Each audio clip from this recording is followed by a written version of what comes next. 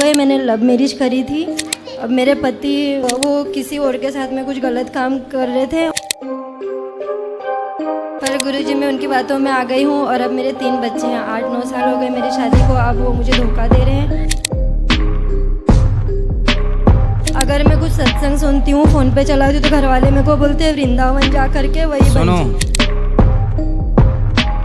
तो ये I love you केवल शोषण करने के लिए होता है लड़कियों का, और आप लड़कियों को ये बात समझ में क्यों नहीं आती?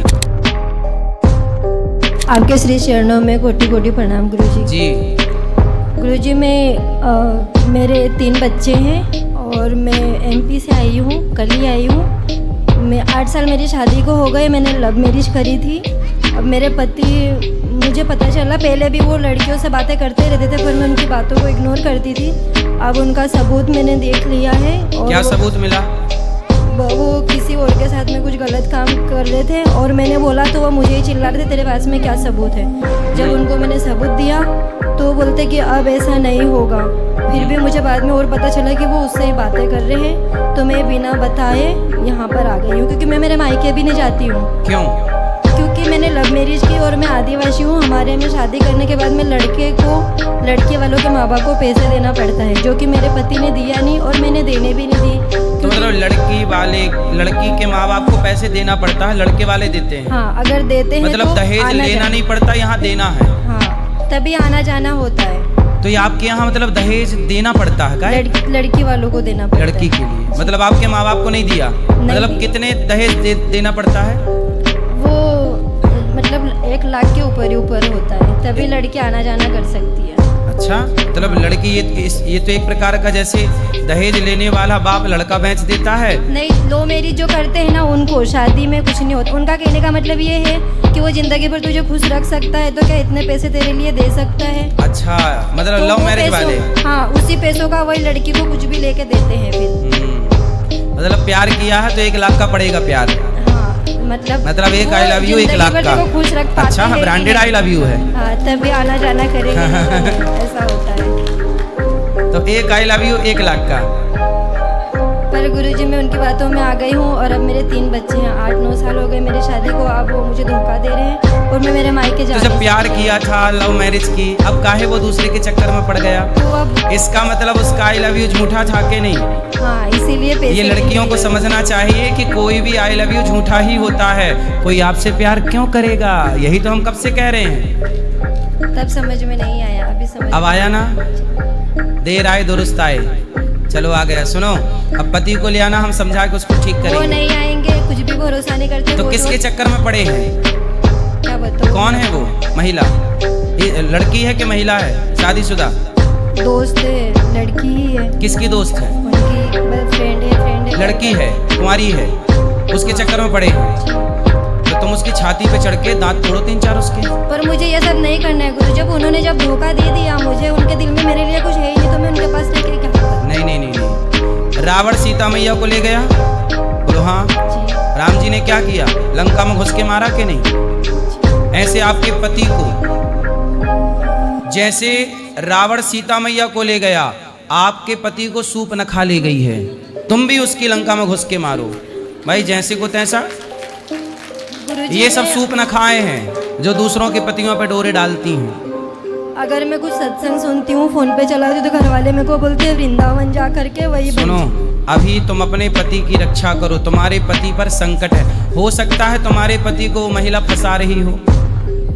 तुम्हारा वो भी तो जानबूझ के फंस रहे ना, उनको परिवार नहीं दिख रहा, मैं नहीं दिख रहा, मैं हाँ, नहीं। ये बात तो सही है कि वो भी अंधा है, पर आप तो पहले डायन को ठीक करो, पुलिस कंप्लेंट करो। पर मेरे में वो हिम्मत नहीं है और मैं करना भी नहीं चाहती। मेरा मन ही नहीं है कि मैं थोड़ा बादाम खा के हिम्मत जुटाओ, पॉजिटिव रहो। आपके बच्चे हैं ना, बच्चों के लिए पिता चाहिए कि नहीं? ऐसे तो कोई भी किसी के भी आदमी को हड़प के ले जाएगा। अपने पतियों को संभालना भी पत्नियों की जिम्मेदारी है भाई। घर में हम गाय रखते हैं, बोलो हाँ, बकरी रखते हैं, तो बकरी को संभालना कोई दूसरा ना हाथ के ले जाए, ये बकरी के मालिक या गाय के मालिक की जिम्मेदारी होती है कि नहीं? होती है कि नहीं? ऐसे तुम्हारे पति को कोई हाँक के ना ले जाए, ये तुम्हारी जिम्मेदारी है, तुम्हारी तो पति है। तो मुझे चले जाना चाहिए वापस। पति के पास जाना चाहिए और वो चुड़ैल जो पड़ी है तुम्हारे पति के पीछे, उसके तीन चार दांत तोड़ के अपने पति को गिफ्ट कर दो। और मुझे यहीं पर ही बहुत सुकून मिलता है। मैं यहाँ रहना चाहती थी हमेशा से। बेटा रह तो लेना अच्छा है, पर ये बच्चे छोटे हैं, बच्चों को बाप चाहिए, पिता चाहिए। अभी आपके पति को ऐसे मत जाने दो, समझाओ, आपका पति भटक गया है रास्ता। और मैं चिकन मटन नहीं खाती हूँ, रोज घर में लाते मुझे बना पहले के अपने देना पति पड़ता को है। उस चुड़ैल से बचाओ और बचा के फिर मेरे पास लाना, फिर मैं उसको ठीक करूंगा पति को। आप कृपा कीजिए कि वो आ जाए और वो दारू मटन ये छोड़ दे तो मैं हंसी खुशी पहले रहने चुड़ैल लगी से तो उनके बचाओ। साथ। कैसे बचाऊं? वो तो कुछ मैंने भी बता तो दिया, छाती पे चढ़ो उसकी। तो वो बोलते कि मैं अब नहीं बात करता हूँ, लेकिन फोन में कौन देख रहा है? फोन में बातें होती ही है।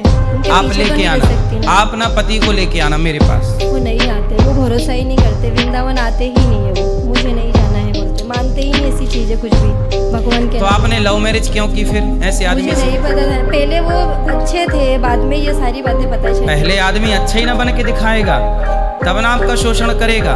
तो ये आई लव यू केवल शोषण करने के लिए होता है लड़कियों का। और आप लड़कियों को ये बात समझ में क्यों नहीं आती? माँ बाप ने आपका अच्छी जगह ब्याह कराने का सोचा होगा। मुझे आपने मेरी माँ नहीं है और मेरे भाई है जो शादीशुदा है, और तो आपके पिता तो होंगे। वो तो मेरे से कभी बात ही नहीं करते इतने सालों में भी। भाई भी तो बात करने लगे। नहीं, पर वो जब नहीं आपने भाग के शादी कर ली तब आपके पिता ने बात बंद कर दी। पहले तो पिता बात करते थे ना। हाँ। तो आपके पिता ने आपके लिए कोई अच्छा लड़का सोचा होगा ना, पर आपने उनकी बात नहीं मानी। आपने अपने पिता को धोखा दिया कि नहीं? नहीं, पहले घर पे बात डलवाए थे शादी के लिए, मेरे भाइयों ने ही करवाए, क्योंकि ये अच्छा बंदा था ना पहले, सारी बातें अच्छी दिखती थी। अभी अभी बिगड़ गए वो।